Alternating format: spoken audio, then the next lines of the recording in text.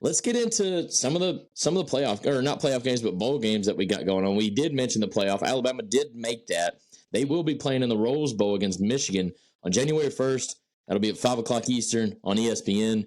The matchup, I think Michigan was definitely scared of. Did you see the video of the reaction in the room whenever Michigan found out they were playing Alabama? It was 100%. almost comical. I mean, they cheered because they started clapping because they knew they were in. They wanted to show off for the cameras a little bit, but it was just like, hey, we're banking on playing Florida State, and then we get Alabama, and it's like, crap, man. What is loved it. I seen so many memes where John Harbaugh put a picture of his clipboard or whatever, and he was like, crap, I had the wrong signs for this game. So he's got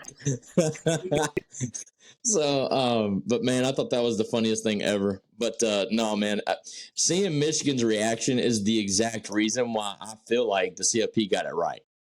Yeah, and we're not doing predictions today, but what are your thoughts on this matchup here? Well, my thoughts are pretty clear. Alabama's not, invincible. Correct. Michigan could kind of come in and still play their brand of football. But what I want to know is one, you can't ever bet against Nick Saban, especially in these type of situations. I do believe Bama is 5-0 against number 1 ranked teams. And so once again, they're playing a number 1 ranked team in the semifinal. But I guess my thing is does Jalen Milroe have that game where it doesn't really matter how the defense of Alabama is playing? Because if that's the case, look out. But, if Michigan kind of bring that, in the trenches type brand where they just run the ball and then play great defense behind that, then I think the matchup could favor Michigan very well. What about you? I think you're right. I think if it comes to that type of a game, it could favor Michigan some. Here's what I think the X factor is, because we mentioned the job that Nick Saban has done this year, and there's been a lot of other people talk about it too. This might be Nick Saban's best coaching job of his entire career. Just I would agree with that. They went from game 1 until now.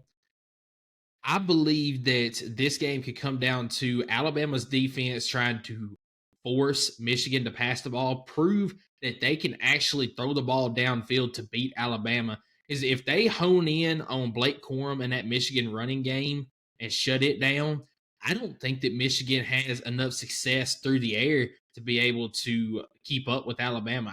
I think that Milroe and these receivers, as well as the running game for Alabama, they're going to have enough success in this game that they're going to score some points. Is this going to be a high scoring game? Absolutely not, because Michigan's defense is still really good. Alabama's defense is really good. This game is probably going to be, this is my opinion here, I think whoever gets to 21st might win this game. I'll even say 24.